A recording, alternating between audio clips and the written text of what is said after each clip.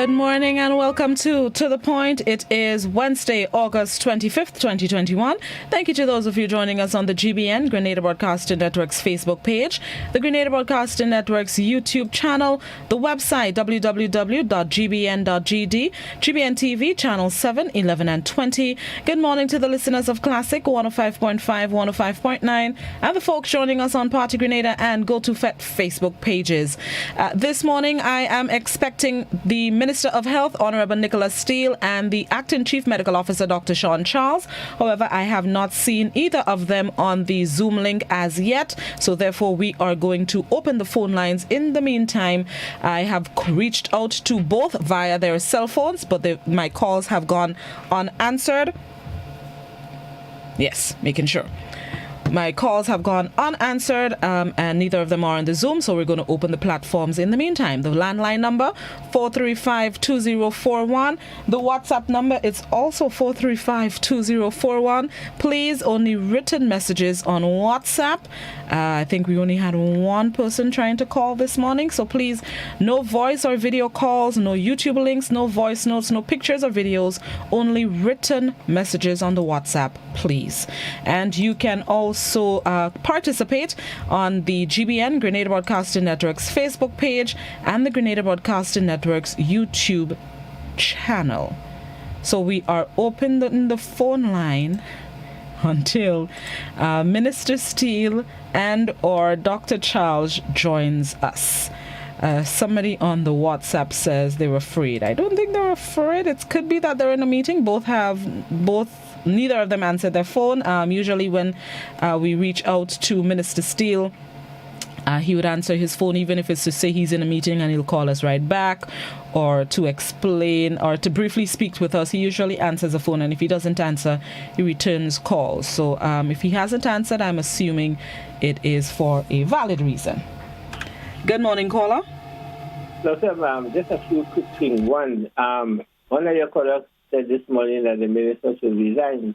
In Australia, at the beginning of the COVID last year, when a Minister of Health was caught disobeying the curfew, he left to visit some family. Although he was a top minister, doctor, he had to resign. And although he was, what happened is that they use this service still nonetheless, but not as minister.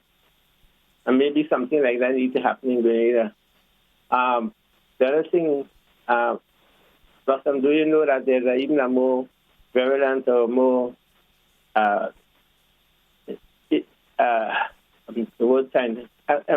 one that's even worse than the Delta in Peru? You mean more transmissible? Yeah, in Peru, it just that it hasn't spread thus far. They consider a virus of interest.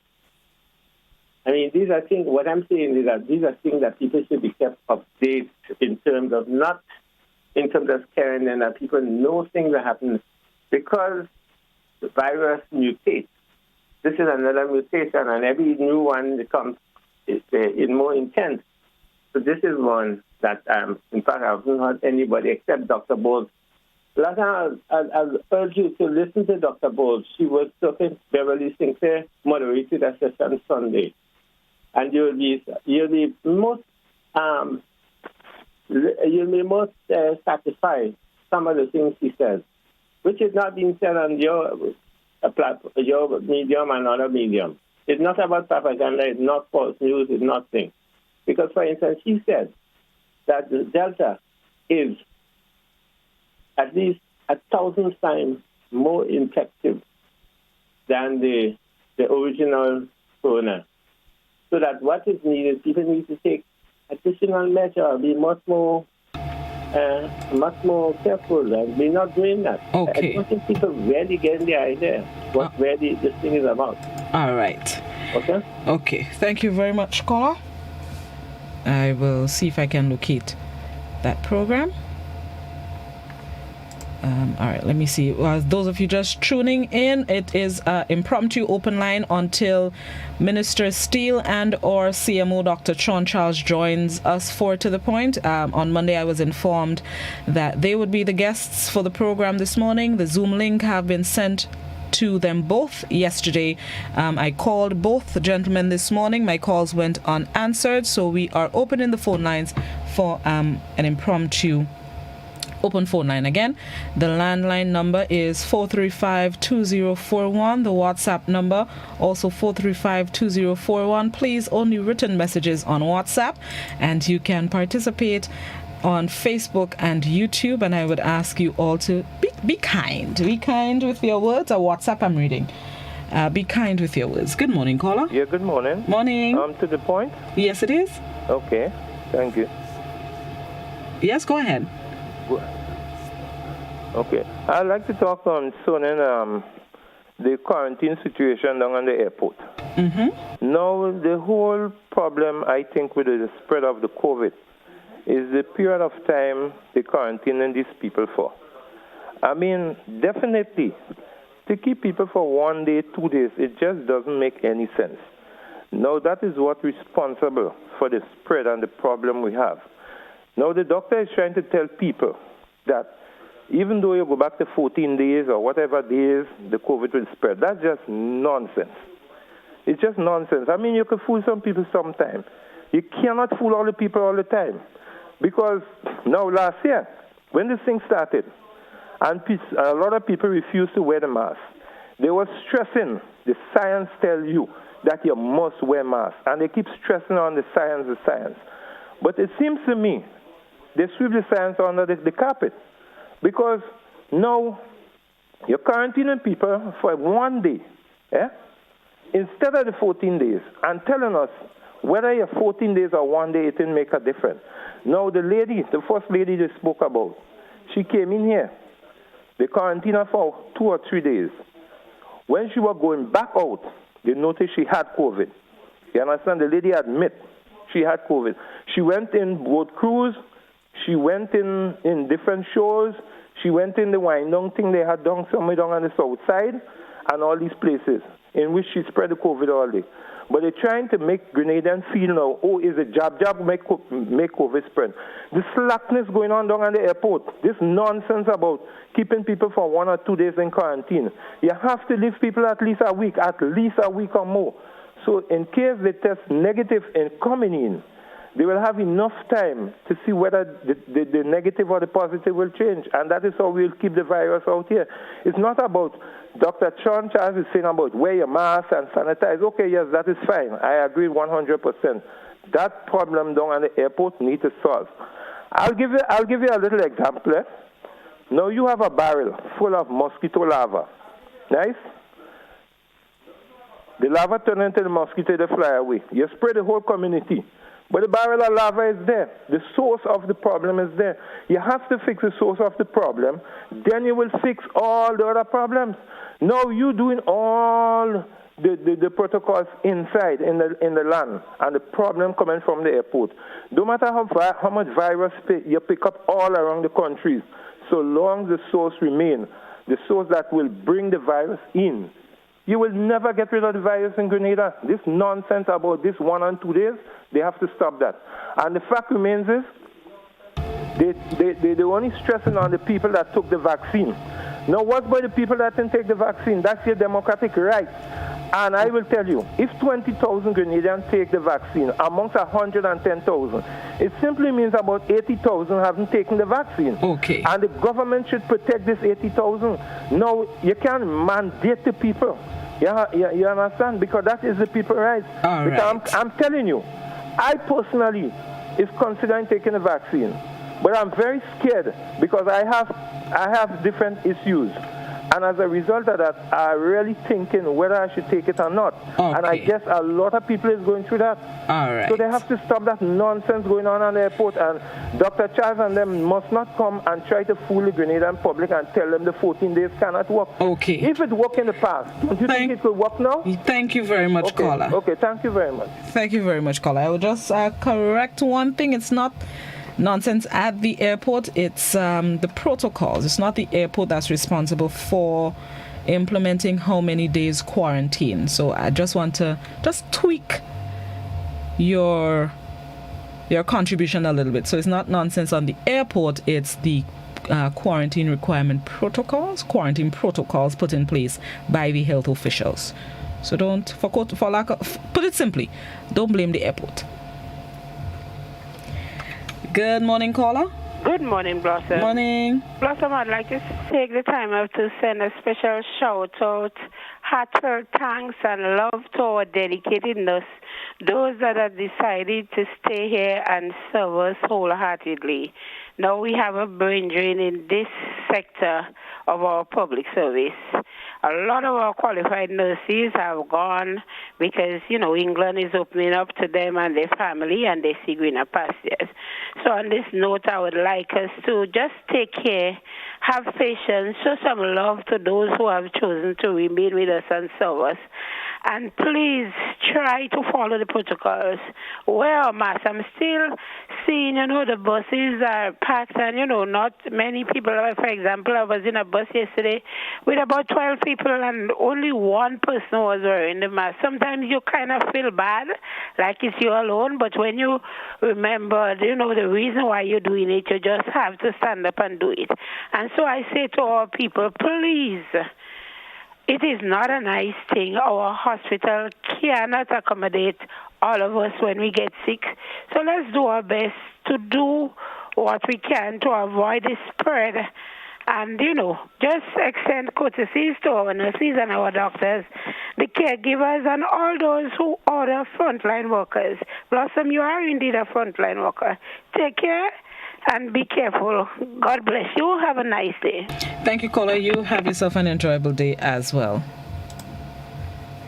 Caller, I meant to ask if the one person wearing the mask was you, I hope the person was you. I hope that person was you. Let me see what's on the social media before I go back to the landline. Somebody on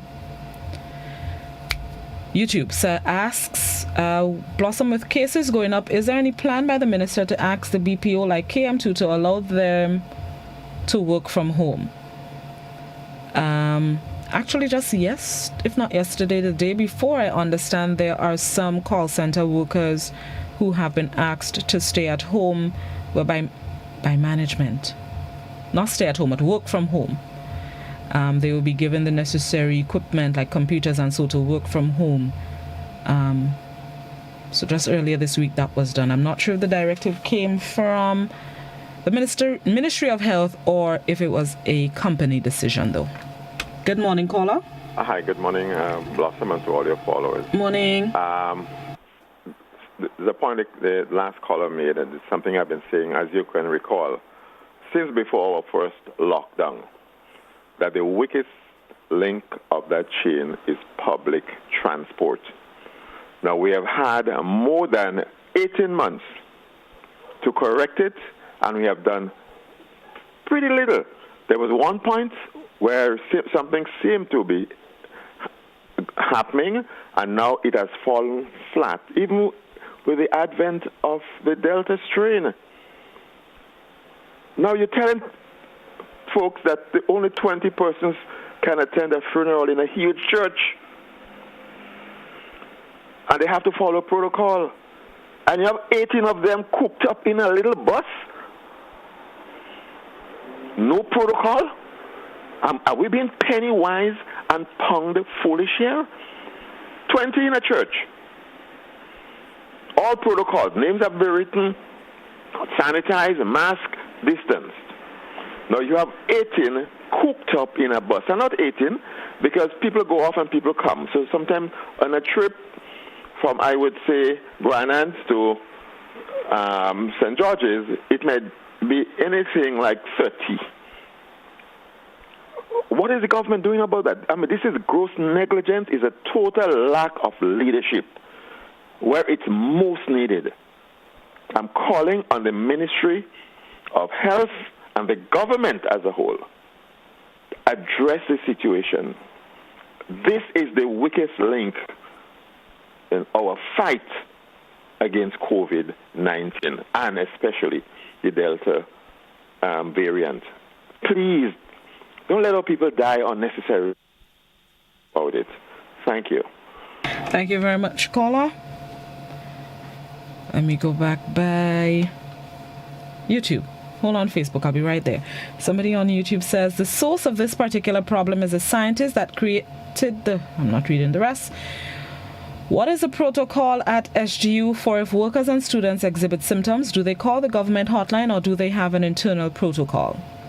I believe they have an internal protocol as well as quarantine facilities at SGU. That's been in place even before the students returned. The quarantine facility, but they have their own internal protocols, and I'm sure there is communication between SGU and the ministry, whether it's actually, I think they conduct their own testing, but I'm sure there's communication, even if it's just to record the numbers or let them know what's taking place. But there's communication, but I believe SGU has its own protocols, internal protocols, as you put it. Good morning, caller. Hi, Blossom. Good morning. Morning, Ms. Jeremiah. How you doing? I'm doing great. Blossom, this instance is with Mr. Steele. I don't think that's the first time these people in his category go maskless in other things. You know what? I don't look at things on the surface. I look at things sometimes much deeper.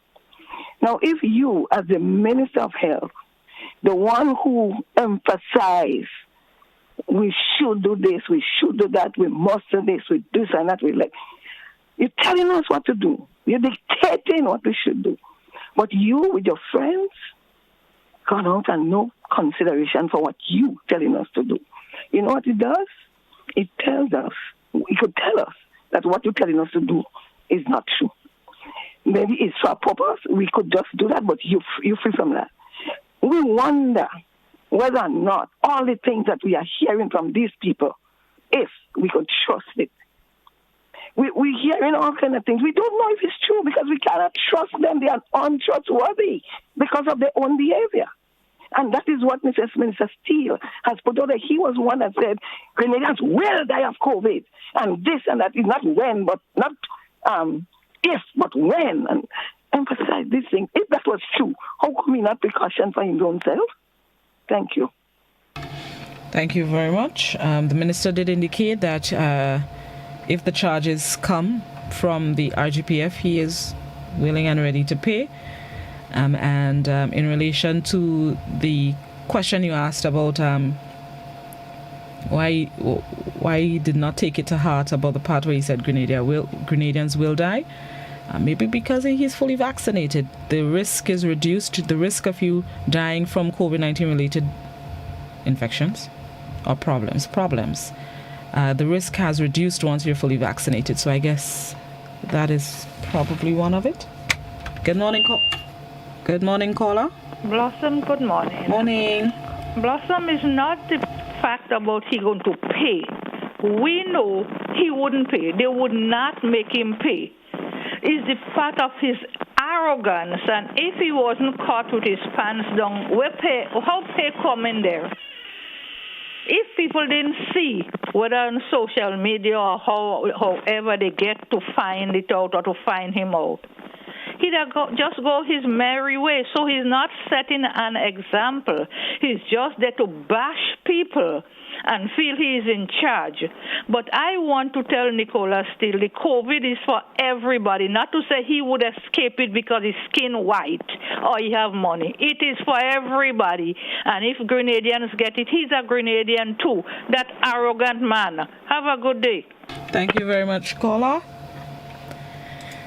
All right, let me go back to... let me go on Facebook. I haven't read a question on Facebook. Let me see. Somebody on Facebook says, Blossom, you read out the questions that people want to ask, so maybe he's dragging the real... or dodging the real questions. Somebody else on Facebook says, Grenadians, the fight is against the Delta variant and not the health minister or... not the health official or the Minister of Health.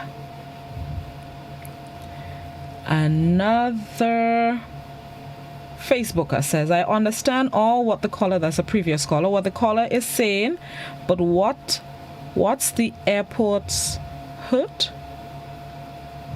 What's about the people that are coming in without the authorities knowing?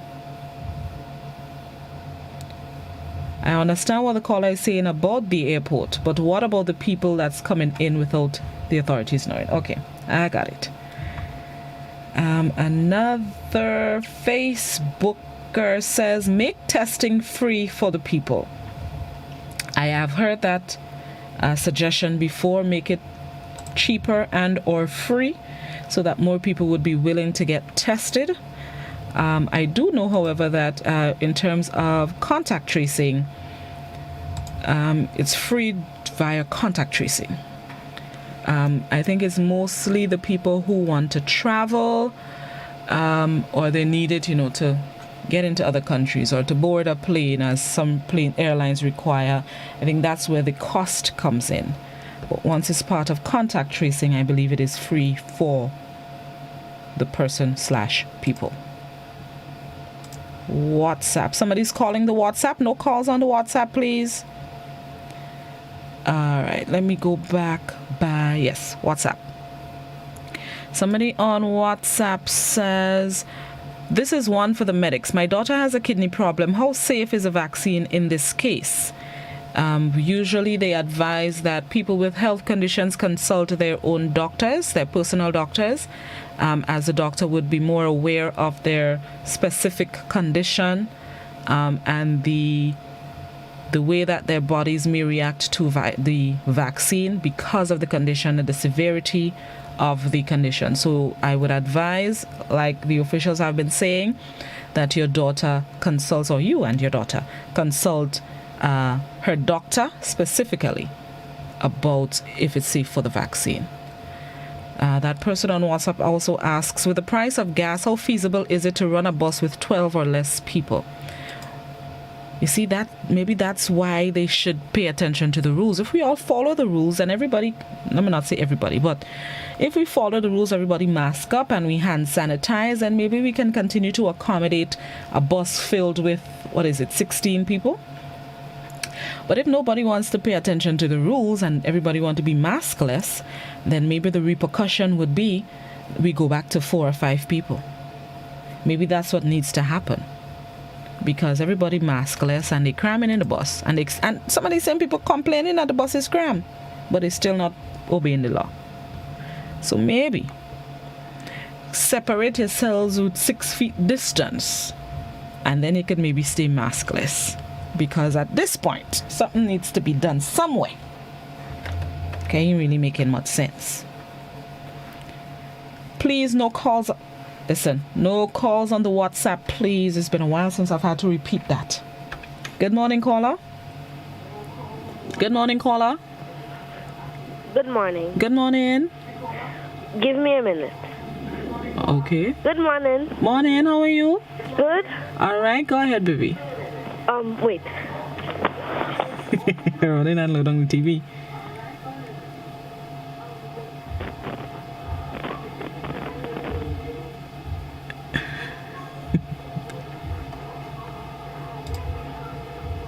All right, in the meantime, let me read this. Good morning. Morning.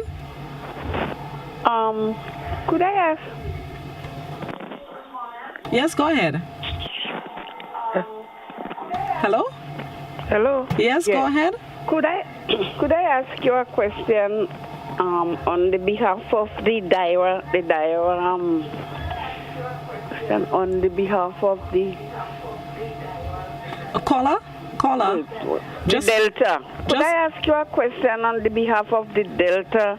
The direction the way you don't feel?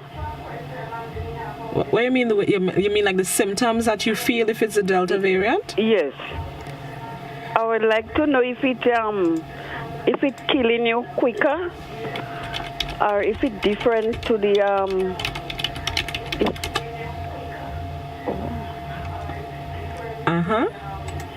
Go ahead. If it's to the COVID. Okay. So let me read what. Okay, caller. Thank you. Okay then. All right. From what the officials saying, it's not that it necessarily kills you quicker. What it does, it transmits from one person to the next quicker. So whereas there are some variants of the COVID-19. One of them is Alpha, the other is Delta, and I just can't remember the rest, but it goes with the Greek alphabet. So whereas the Alpha variant may take maybe 2 days to transmit from one person. I don't know if that's the right figure. I'm just giving the person an example to those of you who are ready to call to cuss. The Alpha variant may take, let's say, 2 days to transmit from one person to the next. The Delta variant may take 1 day. So Delta is different because it transmits it hops. It hops, jumps from one person to the next in a quicker span of time compared to the other variants. The symptoms of the Delta variant are the same as all the variants, or at least, all the variants of COVID-19. They include flu-like symptoms like coughing and sneezing. Some people have reported headaches, I believe it is. So the symptoms are the same as all the other variants. The difference is it just transmits, is highly contagious compared to the other variants. Hopefully that answered the caller's question. Also, it is affecting unvaccinated people more. So the Delta variant, I have to be careful with what I say because there are people who try to blame me for all kind of things. Okay, hold on. There's an article that I just pulled up. Right. Most patients hospitalized with the Delta variant are people who have not received COVID-19 vaccines.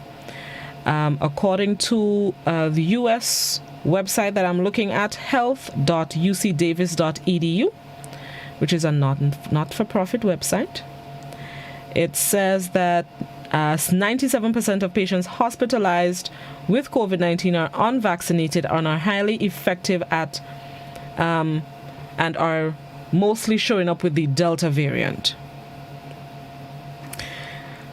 So hopefully I have addressed the caller's question as best as I can. All right, let me go by WhatsApp. Somebody on WhatsApp says, yesterday I was on the bus going to town. The police stopped the bus by Central Police Station. Before the bus stopped, the driver said, put on your mask.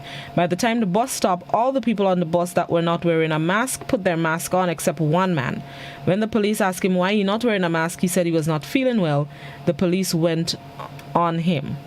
A lady gave him one, but he didn't put it on. I had to get off the bus at the next stop and walk. The police even rebuked the conductor about not having hand sanitizer. The question is, did they charge the bus driver and the conductor? See, again, if we're doing something, we're doing something. You stop the bus, one man not wearing mask, you rebuke the conductor for not having hand sanitizer, and did they charge them? Or did they tell them proceed in the good life? See, that's where us be having a problem. We're not strict and consistent with the rules. Time for us to take a break. Let me see. Let me read one more comment. Somebody on WhatsApp says, we don't want him to pay no ticket. We want we don't want Minister Steele to pay any ticket. We want him and Minister Yolambane Hosford and whoever else to resign, because even though they pay the ticket, that money ain't coming to us, is going right back in their pockets. Let's take a quick break, viewers and listeners, and then we are going to come back once again. For those of you just joining us, I was expecting Minister of Health Nicholas Steele and Acting Chief Medical Officer Dr. Sean Charles. Neither of them have joined the Zoom link as yet, and they have not returned my call, so we are having an open phone line. We're going to take a break, pay some bills, and come back inside with more.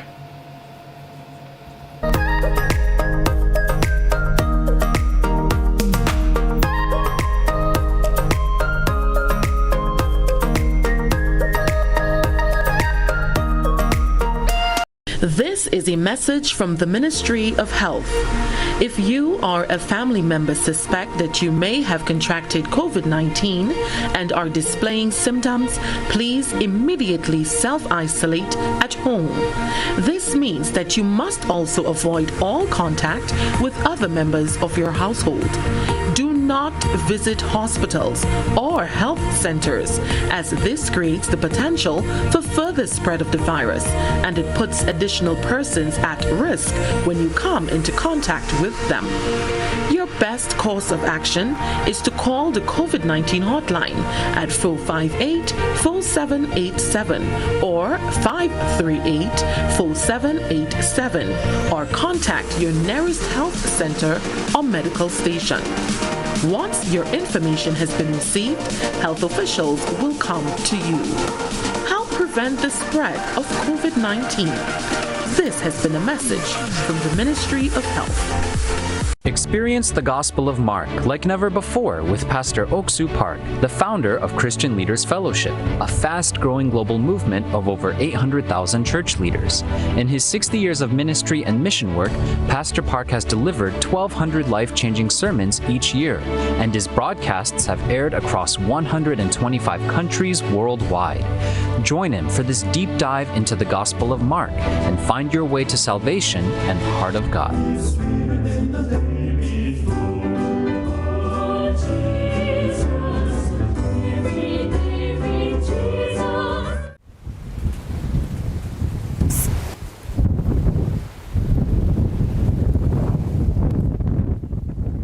There's no better way to start your day than with me on Good Morning Grenada.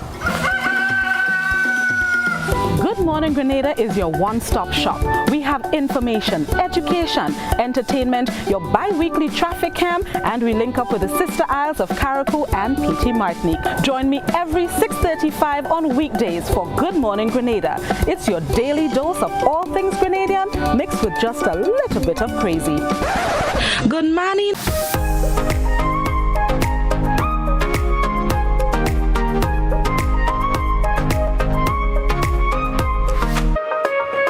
Welcome back to The Point. We're having an open phone line here as the people that I was expecting for To The Point this morning, Minister Steele and Dr. Sean Charles, they have not signed on to Zoom as yet. Neither have they returned my call, so we are having an open phone line. Good morning, caller. Good morning, Blossom. Morning, how are you? I'm doing extremely well. I'd like to hear that. Yes. Now, Blossom, listen, I understand that the government has a responsibility to protect its citizens. Also, looking at it from this standpoint, let us assume that 30,000 people took the vaccine out of a population of, let's say, 110,000. So 80,000 have refused to take it for all different reasons. And I respect that. The point I want to make, what is so wrong if we was to lose 3,000 or 4,000 people to COVID? It's 110,000 of us here. You know, I would, if we lose 3,000 or 4,000, I don't see the big deal. Remember, I'm not leaving myself out. I categorize it as voluntary depopulation. And for me, I will support voluntary depopulation. You understand? So it's nothing wrong with that. People have their opinion, they have their ideas. I respect that. All I'm saying is that it is not a bad thing if we was to lose 3,000 or 4,000 people as a result of COVID. What it means is that we will have less people in Grenada, and those that remain, life should be better for them, I believe. And going forward, you know, they will not listen to all kind of rumors and all kind of pappy show talk. You know, they will listen to the professionals and use their best judgment accordingly. But I have no problem whatsoever if we were to lose 3,000 or 4,000 people as a result of COVID. That is not a problem. The majority of us, if I'm one of those that remain, but I'm saying I'm putting myself in the category of the 3,000 to 4,000 that could die. The majority will remain, and that is a good thing. You know, so we don't worry. We lose 3,000 or 4,000 is not a bad idea. Okay. Thank you, Blossom. Thank you, caller.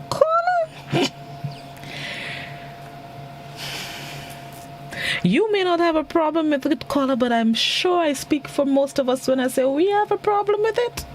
I'm grateful you don't get to decide.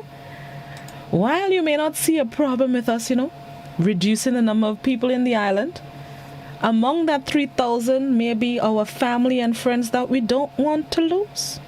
Among that 3,000 could be my mother, my husband, my son, my aunt, my best friend over there by Clark's Court Bay. No, thank you, sir. While you may be cool with it, I am not. I cool with 110,000 of us just chilling on the ends. I cool with it. Voluntary or not, I cool with all of us. I don't want us to lose one, much less for 1,000, 3,000. No, thank you, sir. I rebuke it. Kevin, I saw that. Keville, I see your message on YouTube. I am not sure how you will be able to get through. I could tell you dial quickly. Let me see if this is you. I don't know what to tell you. Good morning, caller. Well, finally, I happened to get you blocked. I was just responding to you, I heard you. Okay, yes, go ahead. Right. Yeah, first, let me apologize for the absence of our minister and our CMO. I can tell you that they are indisposed at this moment. I beg the understanding of GBN management as well as your listeners, Blossom. It's not easy times. We do have a lot going on right now, especially, as we are seeing, a number of positive cases popping up here and there. And so hence the reason why we have embarked on, an outreach. Again, that's our third outreach. Let me just run through with you briefly the outreach. And so that persons out there can capitalize on all of the opportunities now, that are available to be vaccinated. Now, I would not, let me just briefly say, yesterday we were at Willis Junction. Sorry, before you go on, just identify yourself for the people who may not have caught your voice. My sincere apologies. I am Keville Frederick, the Communications and Information Officer, Ministry of Health and Social Security. As I was indicated earlier, Blossom, we have engaged in a series of vaccination pop-up. The outreach would have started yesterday. We were at the Health Promotion Resource Center at the Ministry of Health, and we were also at Willis Junction yesterday afternoon. Now, today we are at the Pastoral Center in Guam. That's at the Anglican Pastoral Center at St. Peter Street. We were there from 8:30 a.m. and we are going all the way up to 12 noon. And later today from 1 o'clock right up to 4 o'clock, we will be at the Sunset Plaza Hotel in Victoria. That's opposite the gas station, which is known as Fletcher's Hotel. We will be there from 1 p.m. to 4 p.m. today.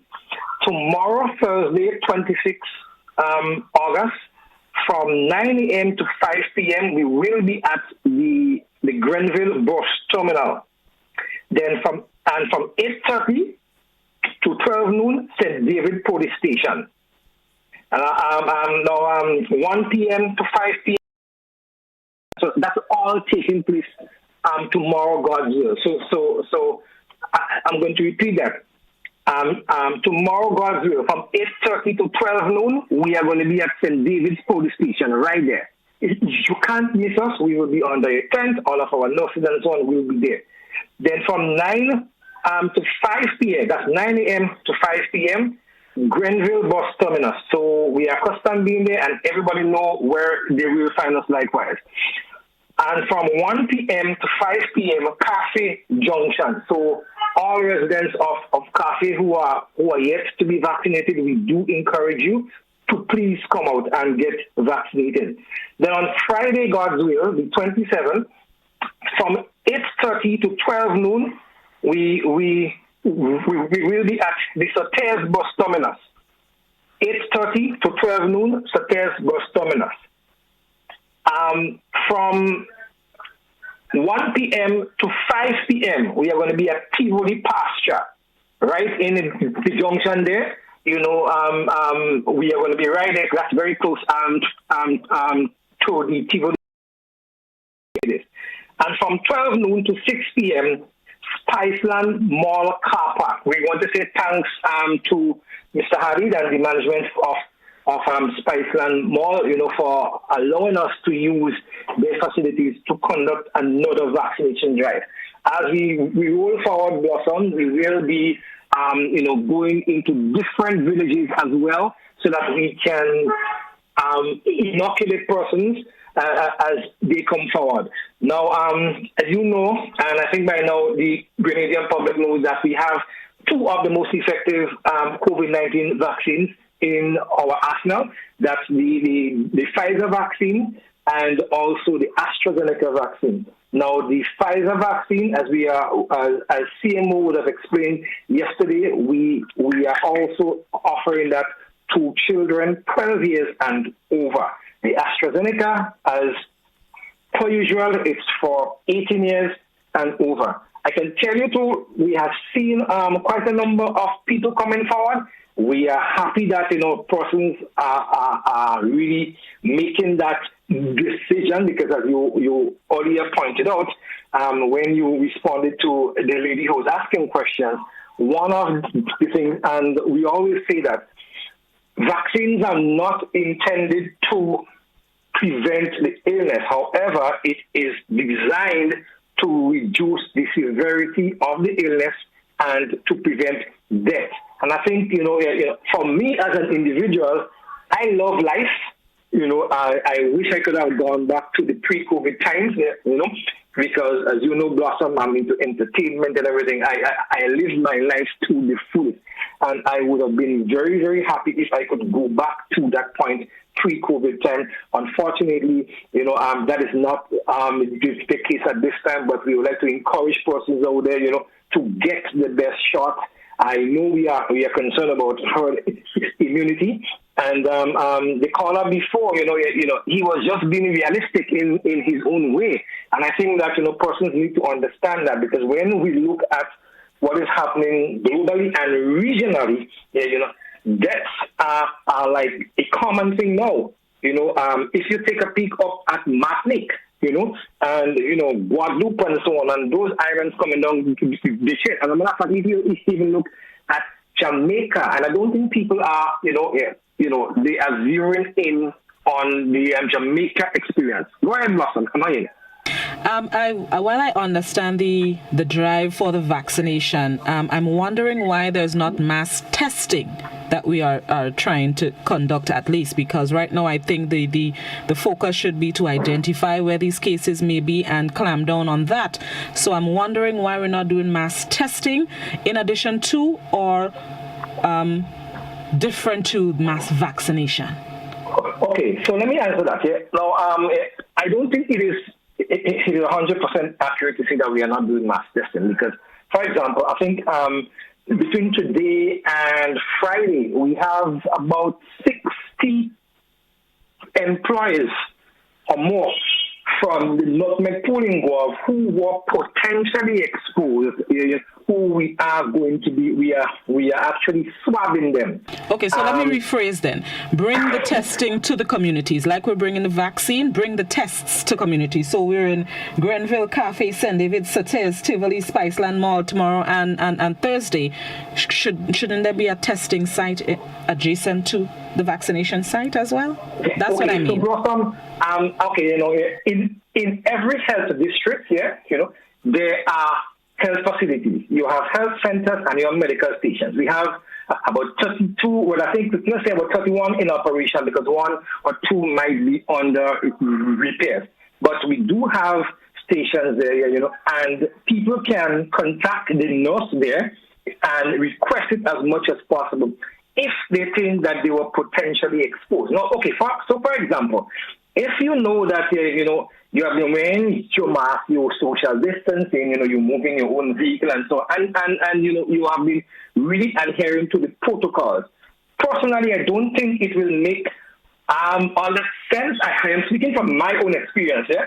I don't want people to take it out there negatively, because people like to actually twist what we say. I don't think, however, if someone is following the protocols as much, as my mother, for example, there's no need for her to actually go and get tested, because she has been adhering to the protocols, as most of us, and even like yourself, Blossom, So we are not saying that we are not doing it and we will not do it. But we have placed emphasis, though, on those who were immediately exposed. Because what can happen now, Blossom, is that the ones who know that they were immediately exposed, right, and they are moving around, as we are seeing now, they are the ones who are putting most of us at risk. And while I am on that point, and while I take what you're saying, wholeheartedly, I must say that we are extremely concerned, Blossom, and you may see a release on that later today, that persons who were instructed to isolate themselves at home, they are ignoring our advice, and they are putting others at extreme risk by moving around. I saw a guy this morning in Guelph. I know that he is supposed to have isolated himself. He's out there wearing a mask. Now, when you approach them, they tend to abuse you and threaten you and so on. And, it's just a human appeal that we are making. We are making a very genuine appeal here. Ladies, gentlemen, you have been advised to at least isolate yourself at home. Protect the other members of your household. Just isolate for 7 to 14 days. We are going to continue testing you, right?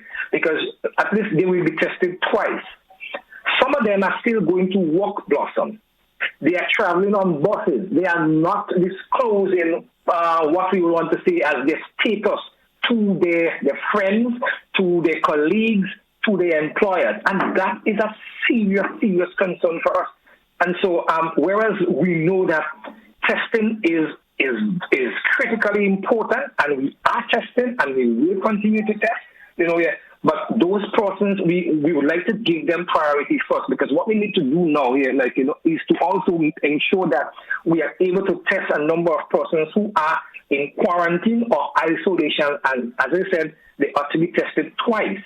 So we don't want to run that risk, and then people, who just want to be tested, they come, they get tested. And what we have also seen, Blossom, not everybody, but I also need to put that out there. Persons, because we know of a number of persons who wanted to be tested. They got tested, and after they got tested, they feel, well, they're Superman or Superwoman, so they're just out there all about, and they are also fronting the protocols. And we are saying that even if we do that amount of testing and you continue to be irresponsible, yes, it does not in any way address the situation and curb the spread, because we know what our challenges are with respect to our health facilities. And if that curve is not flattened, yes, if that curve continues to peak, we are in serious problem. In considering the state we are at with the COVID-19 condition in Grenada, any consideration is being given to making the tests more affordable? Well, I really want to say free, but more affordable. That would encourage more people to come forward to get tested as we try to clamp down on the situation. Okay, so Blossom, now our COVID-19 antigen test, yes, the rapid test that we do, it is free. Now, if you come back, if your test returns positive, the nurse runs a PCR swab test on you. That you don't pay for. So there's a lot of misconceptions out there, and plus I have called, people just want to get a rapid test, and a PCR test, and I'm like, have you been to your medical station or health center? No. But I just want, and I'm like, okay, listen, if you go to your nurse, yes, you go to any one of the health centers, medical stations, you go there, the nurse will run a rapid on you. If the rapid returns positive, and having spoken to you, the nurse then, she uses her judgment. She would know what is best. What we have been doing, then now, we then conduct a swab on you. The swab is then sent to the general hospital lab, where we'll do, if you want to call it, the more advanced testing. Again, and as I said, the ones that are done at the health center with the blood, what we want to call the needle stick ones, this one as your blood sugar testing, it is free. However, if you return a positive, nurse makes that judgment call. nurses properly trained, nurses well informed, and we have super confidence in our nurses. I can tell you that. Nurse Charles, Nurse Lyons, Nurse Thompson, Nurse Ned, Nurse Antoine, Nurse Thomas, each and every one of them, they have been so much integral into this thing. Nurse Martin and all of those guys, they are out there testing right now. They are out there doing contact tracing and so on. And even those on vacation, they are coming back and they are giving up their services without any cost. So persons have to understand that it's not just that you just want to be tested away. But to answer the question, Blossom, I would say I am not in a position at this time to say yay or nay. All I can say is that my minister and my CMO and PS and government, as well as the Cabinet Advisory Committee, they will be able to take that 2 p.m. and take it to Cabinet. Cabinet will then decide on that. But for now, we do offer the COVID rapid test at our health centers. And I know that if you come back positive, nurse makes that call. And nurse and doctor likewise, and as I indicated, we have a mass testing taking place in Guam, which starts today. So we are out there. Okay, Keville, I'm taking advantage of that I have you on the phone. This morning, somebody messaged the station just to point out that there are people who have been told in Molineux who have been told to self-isolate. I'm assuming this is from the whole COVID situation, and they have not heard anything back yet, and it has been 9 days. So the question is, any update for people who have been told to isolate in any community, whether it be Northeast, Northwest, St. Andrew? Yeah. Up to yesterday in Willis, one of the coordinators on the ground there, a young man by the name of Clint, he spoke to us about that area, and I spoke to my CMO as well as my surveillance officer, Nurse McQueen, and what we said to them now, they ought to. Now we have to consider the incubation period. Yes, CMO explained that likewise. Now the viral load ought to be at a certain percentage for us to actually do that test likewise. And hence the reason why, for example, persons coming in, you are told to get your PCR test within 3 days of arrival. And when you reach here, let us say, for example, if you're not vaccinated and you're here, right? Now, when you reach here, you will be tested on the 4th day. Now, 4 and 3 is 7, right? So by that time, the viral load should start peaking, so we can actually get, an accurate test. Now, my advice to those persons here, is to stay put, contact your nearest health center, contact us at the Ministry of Health, contact me, contact, our hotline, but it is imperative that you do not move. We are going to come back to you, just as how we got to you to advise you that you should stay put. We are going to get back there to you. I understand your concern because I know psychologically and all of that it is having some effect on you, and I am very, very sorry about it. I'm telling you because I have seen persons there, like that. And Blossom, it's not an easy thing having to be locked in your home. I do sympathize with those persons. But at the same time, let us think of the bigger picture here. What can happen is that, God forbid, you can just decide to just, under all of your frustration, and I hope it doesn't get to that point, but, maybe just put others at risk. And that wouldn't be so nice because you may be putting your daughter at risk or your mother or, your father.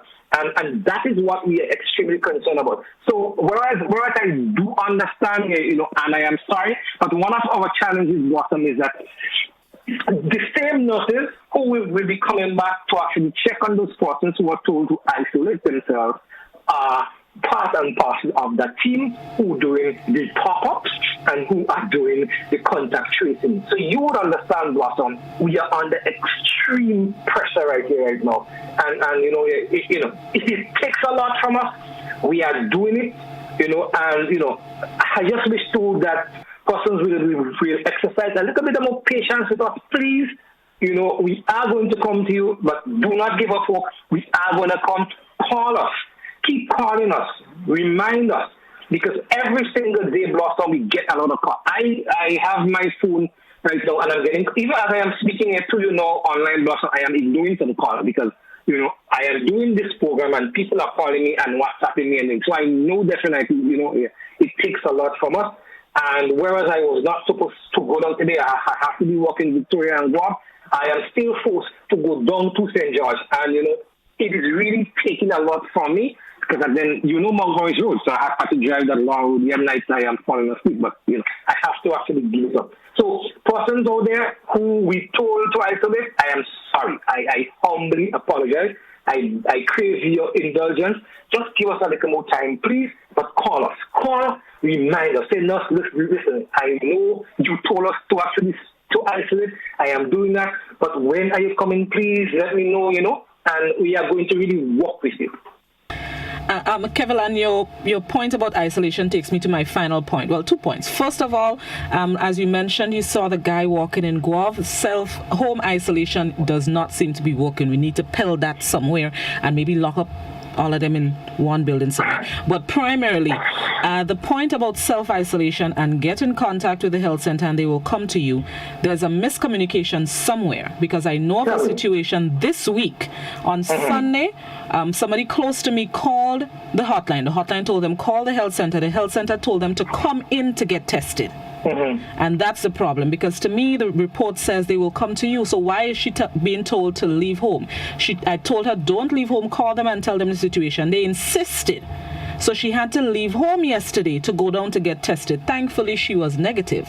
But the point is, how many other people have they told to leave home to come get tested? Right. Yeah. Miscommunication somewhere. I take that point wholeheartedly, and I am going to communicate that. However, Blossom, I want to say, in some situations, that if the nurse, now again, we do say we are going to come to you. No question about that. And I do take your point. However, I want persons to also understand this, that you need to follow the advice of your nurse. There may be cases, and I'm not making no excuse here, there may be cases where the nurse may think, okay, if you could get to me, she may have assessed the situation at her health center, and that nurse then, may be decided to swab you in a different area. I am not saying that is the protocol. Please, I want persons to understand that. I am not saying that is the protocol. I am saying, however, I, as an individual, having been working very closely with our nurses, I know how they operate here. Now, sometimes, depending on the situation, if the nurse thinks that it might be more better, and more effective for that person to meet me there, the nurse may make that recommendation. It is not a case whereby it is an across-the-board something, because I know what you're speaking about do exist. And when I chat with my nurses, they will say, well, Kev, listen, based on what we were seeing. So, for example, there are days when it's relatively slow at some medical stations and some health centers. So that doesn't really happen in St. George, because St. George's Health Center is busy like every day.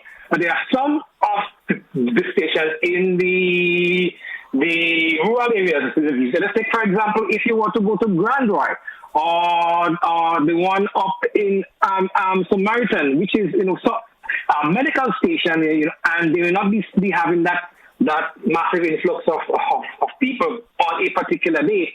That nurse, in her own judgment, will make that call, and she will tell you, okay, it's better coming at that time on that day, because nurse works that station, she works that shift.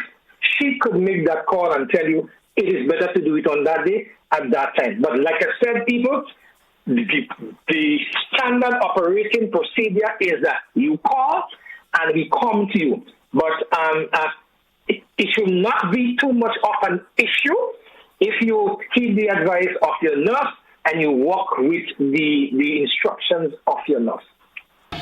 Keville, thank you very much. I appreciate you. I know you called for one thing, but while I had you, I had to take advantage of the situation. So thank you very much. I do understand that, Blossom. And before I go, just permit me again, please, thank you, to rerun the site so that persons can actually capitalize on it, please. Thank you. So remember today, we are at the Anglican Pastoral Center in Guelph, and we are going to be wrapping up at 12 noon. Then from 1 p.m. to 4 p.m. later today, we will be in Victoria at the hotel, the Victoria Hotel, Sunset Plaza, which is Fletcher's hotel. Tomorrow, Thursday, from 8:30 to 12 noon, St. David's Police Station. Then from 9 a.m. to 5 p.m., we will be at the bus terminus in Grenville. 1 p.m. to 5 p.m. at Cafe Junction in St. Andrew. Friday from 8:30 a.m. to 12 noon, the bus terminus in St. Patrick. From 12 noon to 6 p.m., Spiceland Mall car park in Grandans. And from 1 p.m. to 5 p.m., Tivoli Pasture, or as we say, Tivoli Junction. So again, all unvaccinated persons out there, parents, teachers, fishermen, farmers, police officers, bus operators and conductors, we beg of you, please take advantage of the opportunities now and do not wait to regret. Blossom, my friend in Guelph, who was exposed to COVID, we are very, very good friends, childhood friends, and I used to always tell my friend, listen, go get yourself vaccinated because you're all there and everything. Unfortunately, he didn't heed my advice. He came down with COVID, and I can tell you, it is a decision he regrets. I am trying to get him on one of my programs. I hope I could get him on to the next chapter next Monday, please, Lord. But I need to be directed by my CMO to know if he is properly cleared, because I think it will be important for persons to hear his story, and understand, how much effect it had on him. So I am hoping and praying that, I get the all clear with that. And once I get that, Blossom, I invite you and others and your listeners to tune in to the next chapter next week, Monday, on GS Television from 10 to 11, where I hope to really get him, even if it is via telephone, but to actually get him to speak to us about it. So, if you have any more questions, feel free to ask because I'm going to be running off. And let me also, before I go, I think it will be remiss if I did not mention Carriacou and Titi Martlet. To my good friend Hunter out there, I apologize though. But let me say, Carriacou and Titi Martlet, you not left out, right? Tomorrow, God's will, from 9 a.m. to 2 p.m., the team at Carriacou and Titi Martlet will be at the Hillsborough Tennis Court.